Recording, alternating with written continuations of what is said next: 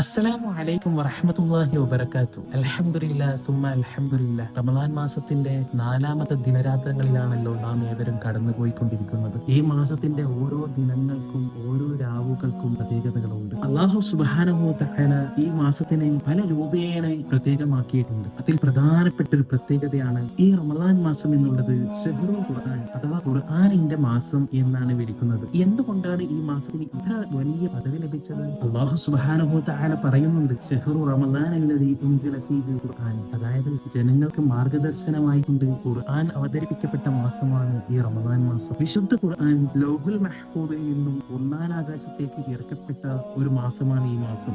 അതുകൊണ്ട് തന്നെ മുൻഗാമികളായ പണ്ഡിതന്മാർ റമദാൻ വന്നാൽ മറ്റെല്ലാ കാര്യങ്ങളും മാറ്റിവെച്ച് ഖുർആൻ പാരായണത്തിൽ മുഴുകിയിരുന്നു. അർത്ഥം അറിഞ്ഞും ചിന്തിച്ചും ഖുർആൻ ഓതാൻ നാം ശ്രമിക്കേണ്ടതുണ്ട്. ചുരുങ്ങിയത് ഒരു തവണയെങ്കിലും ഈ മാസത്തിൽ ഖുർആൻ ഖത്തം തീർക്കാൻ നാം ഓരോരുത്തരും ലക്ഷ്യം വെക്കണം. അള്ളാഹു അതിലേക്ക് തൗഫീക്ക് നൽകുമാറാകട്ടെ. ഖുർആനുമായി ബന്ധം സ്ഥാപിക്കാത്തവന്റെ ജീവിതം ഇരുട്ടിലാണ്. ഈ റമദാനിൽ നമ്മുടെ വീടുകളിൽ ഖുർആനിന്റെ മന്ത്രധ്വനികൾ ഉയരട്ടെ. അള്ളാഹു തആല നമ്മെ ഖുർആനിന്റെ ആളുകളിൽ ഉൾപ്പെടുത്തട്ടെ. ആമീൻ യാ റബ്ബൽ ആലമീൻ.